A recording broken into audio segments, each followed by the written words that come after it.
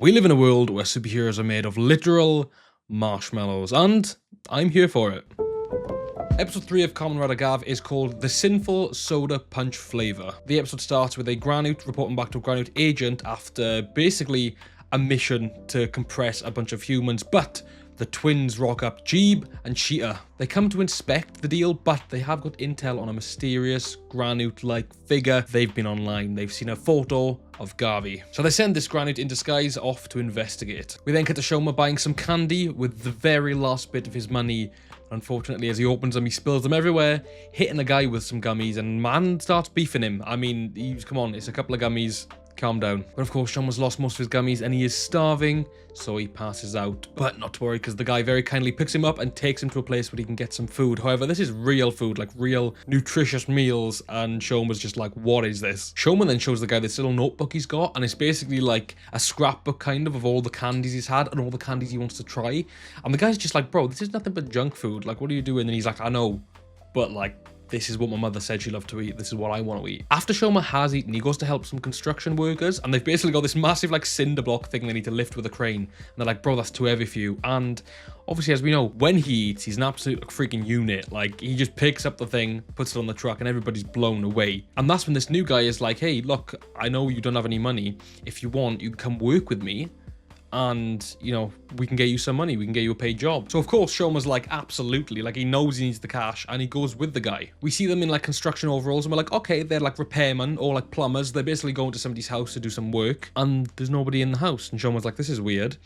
Until they go into the house, and the guy is looking everywhere just for some cash. And he's a thief. He's trying to steal the money. And obviously, Shoma, being the good person that he is having none of this. He literally just throws him over his shoulder and takes him out. Like, there's no beef. We then see Hanto go into Sachika's house, which clearly they know each other. Ritsu is also there, which is Sachika's friend, but also the one that Shoma saved in, I think it was the second episode. This criminal guy then gets compressed and kidnapped by one of the Granutes. And it's actually one of the Gotchizos that's like spying on them. They report back to Shoma. Well, I'll be honest, he's just chilling, trying out like a soda gummy. He's like, oh, this is soda flavored, cool. And then goes on this magical like mind trip. So the Gotchizo reports back, and Shoma gets on his bike to go save this guy. He confronts the Granute, and of course they turn into their monster form. But fear not, because it is henshin time.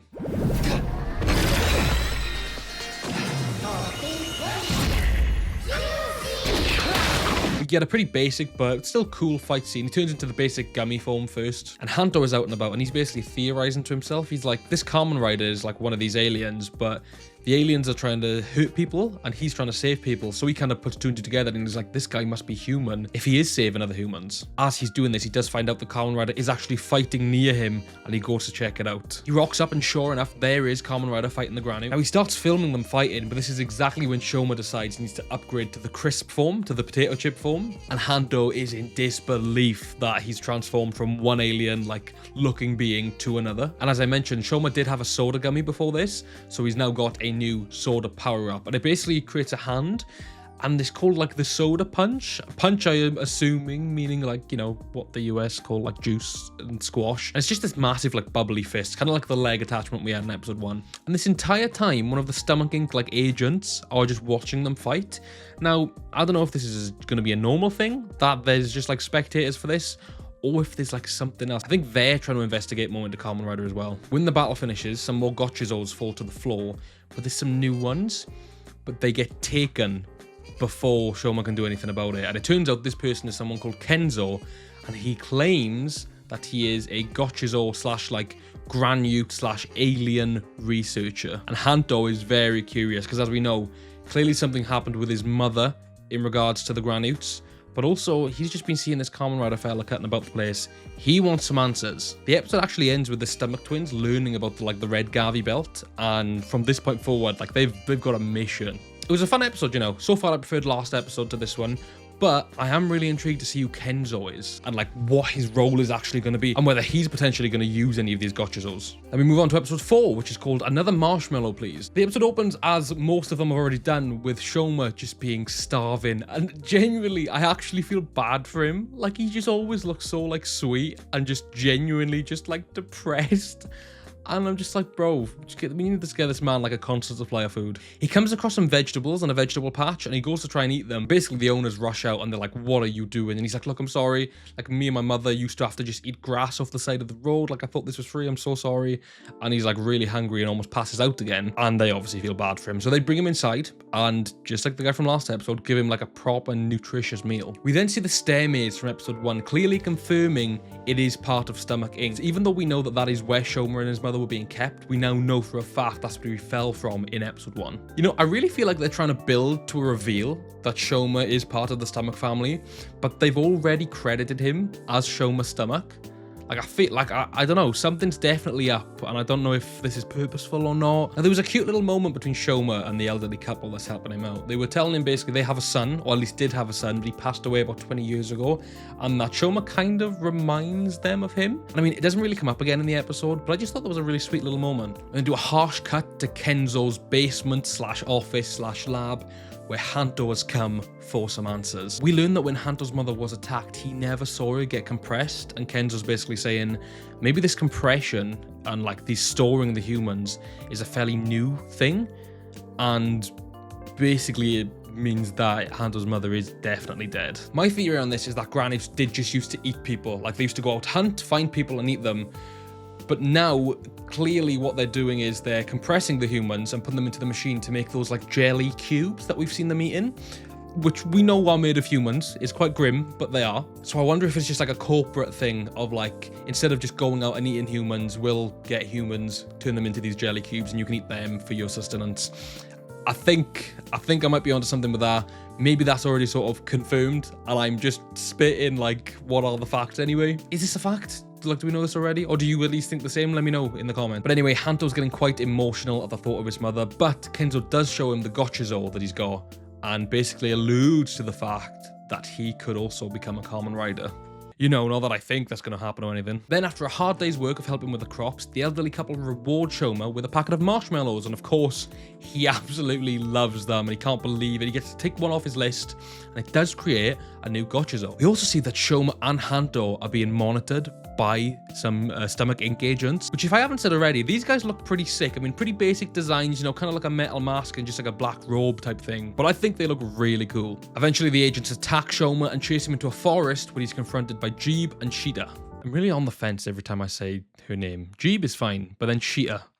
Like, Sheeta is, like, I'm pretty sure it's Sheeta.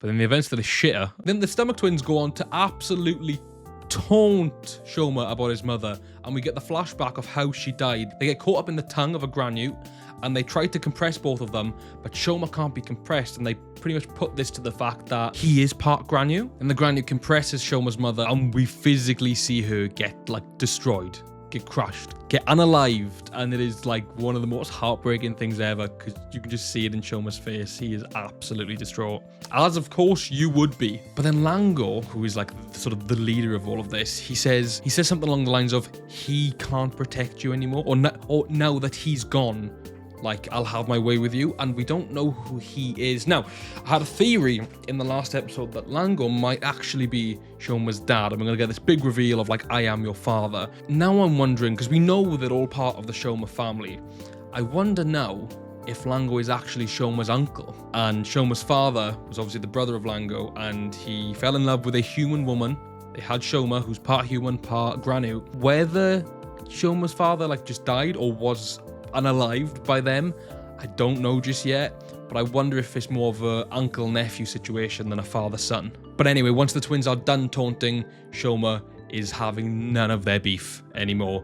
So of course, he Kamen Riders up in the classic Gummy formation, and there's a pretty cool fight scene. Now, there was nothing too special about the actual fight for me in this, but instead, like, the shots they chose to use, like, there was sort of POV style shot down like the barrel of their blasters, and like from the perspective of the Gotchizos and stuff like that. I don't know, I just thought it was one of the more interesting ones. It was less sort of like big dramatic like special effects and more just interesting shots. Shoma ends up defenseless. He's in a headlock, and like most of like his gummy armor is just gone. And while he does break out, he is, you know, he's in a bad position. But then a marshmallow Gotchizo appears in the tree. Of course, Shoma gets it, he activates it, and becomes the Stay Puft Marshmallow Man. Like, he becomes a marshmallow warrior. Now, this high key slaps. Like, it's goofy as all things, don't get me wrong, but I love the black and white palette, and also, I don't know, there's just something about it, especially in the helmet. Like, I don't know, I think it looks really, really cool. And with this power, he can also change, like, his physical state by adding or removing marshmallows. Like, he becomes quite, like,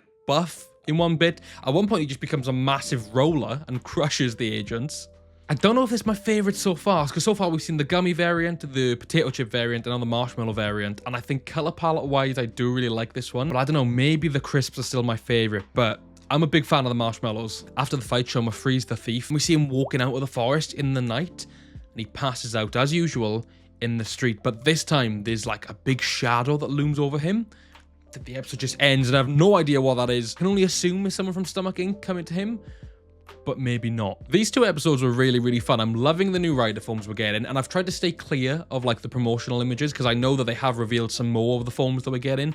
Apparently we're getting a chocolate one, but I've tried my best to not even look at what that looks like. And I'm really invested in the backstory of Shoma. I really want to find out what the situation is with Lang, and I want to see what his true relationship is with the Stomach family. And I can't wait to see Hanto become a rider. I'm interested to see what that dynamic will be like, or whether they'll team up straight away, or if there'll be a bit of rivalry. And also, because again, I've tried to stay clear of all the promotional material. I wonder if he's going to be like a candy, like food variant, because obviously you got the Gachizo from the fight that Shoma had. Will he be like junk food themed, or will he be different? I know you guys probably know this because you've probably watched trailers and stuff, but I haven't. I've tried to go in blind. Either way, I'm excited for what's to come. Thank you guys so much for watching. Thank you for all the love you gave to my last Kamen Rider video. Like I said, I'm very new to this show, and like not really the concept of it, but just like the world of it. So I've really had a lot of fun talking to you guys in the comments. So once again, thank you so much for all your support, and I'll see you very soon.